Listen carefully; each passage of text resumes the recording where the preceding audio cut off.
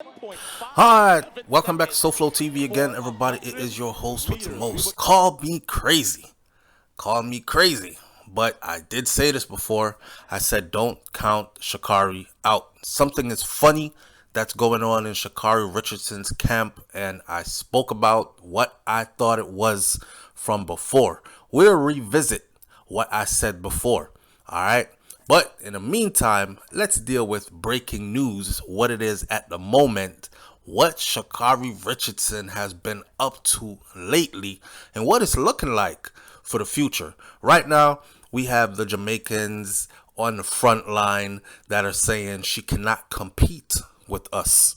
Our girls, she cannot compete. Shelly and Fraser Pryce, she cannot compete. Elaine Thompson Herah, she cannot compete, at least with those two. But of course, we have the secret gunners as well, right? So Sha'Carri Richardson has actually won her first individual race of the 2023 track and field season. She didn't just win though. She did something that is extraordinary. She clocked a legal wind time of 10.77 seconds at the Miramar Invitational on Saturday. Sha'Carri Richardson dashed through the 100-meter sprint in Miramar, Florida, where I was raised, even though I was born in Jamaica, with an official time of 10.57 seconds. 10.57 seconds. However, they do the whole factoring in the wind in the results to 10.77. But raw cut 10.57 seconds is what her time was. Her time without factoring in the wind components marked the third fastest 100-meter race of all times. Y'all heard what I just said? All you track and field and athletics people who this is your shtick, this is what you're into, listen. Her time without the wind components factored in marked the fastest 100-meter race of all time, sitting right behind Elaine Thompson Herah, 10.54. In 1992, and Florence Griffith Joyner, 10.49.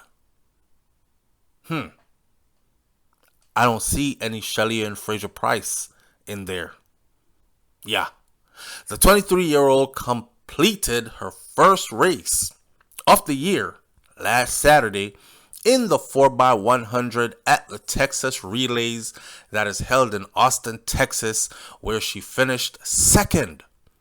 Richardson's race comes nearly 10 months after missing out on the finals for the 100 meters and the 200 meters at the USA Outdoor Track and Field Championships.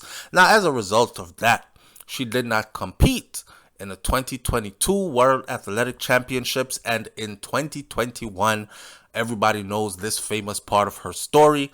Sha'Carri Richardson won the women's 100 meters at the U.S. Olympics Track and Field Trials with a time of 10.86. But she was suspended for 1 month by the United States Anti-Doping Agency after testing positive for a little bit of marijuana. The suspension eventually, it affected her, competing in the Olympics, and she didn't really make it to the Olympics, and that was a big blow for her, but she had to rebound from that. She was going through a whole lot at the time. Her mama died, or I think her grandmama died. No, her grandmama was there to help her through it, but her biological mom had passed, and she was dealing with that. And a bunch of other stuff was going on in her life, a bad breakup, which came to the light later on, being abused in her relationship, all this other stuff that was going on in her life. Now, what I said back then was this, because I keep wondering, I'm like, why is Nike still backing Sha'Carri after all that she has been through? These big entities, they normally pull sponsorship on athletes as soon as any kind of drama comes about in their life, especially black athletes. Let's be real about it, right?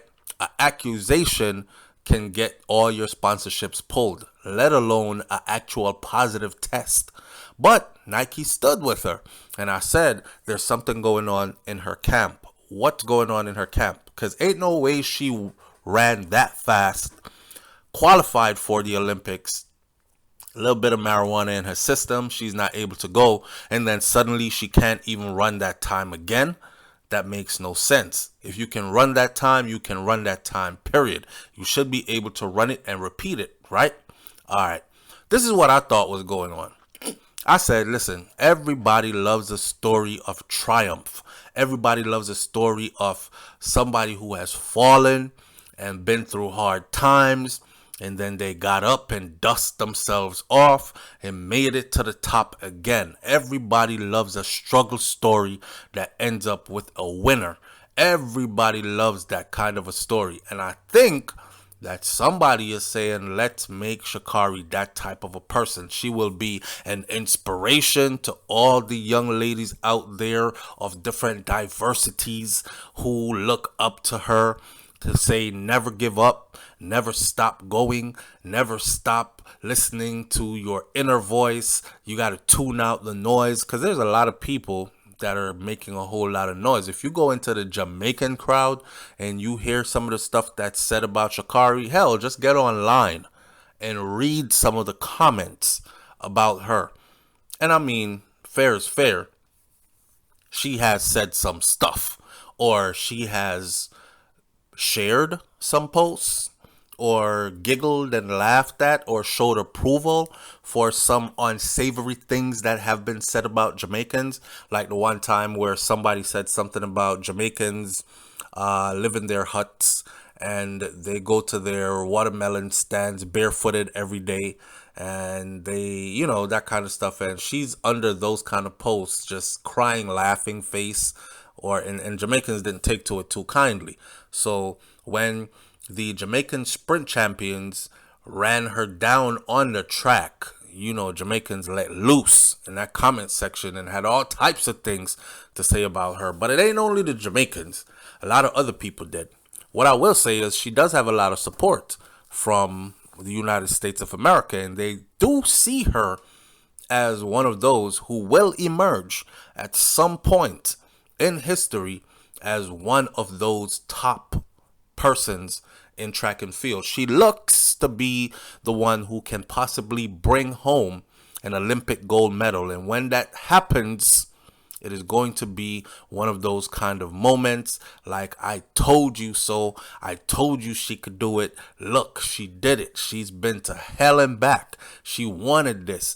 This is the face of a champion. This is the face of somebody that struggles and never gives up and makes it and wins big.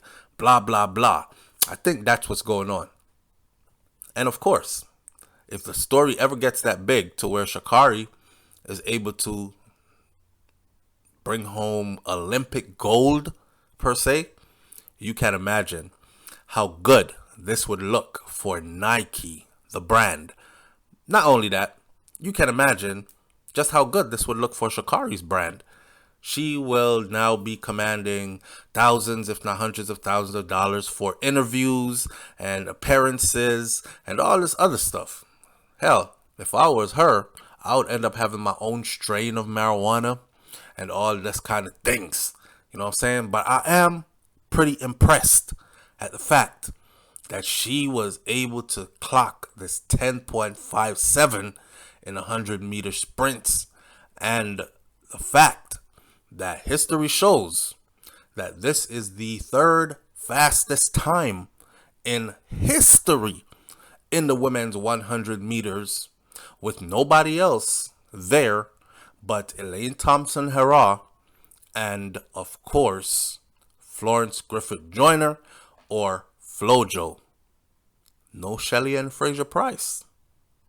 Leave your comments in the comment section below. Tell me what you think about this one, and I'll catch you on the next video. I'm out. Peace.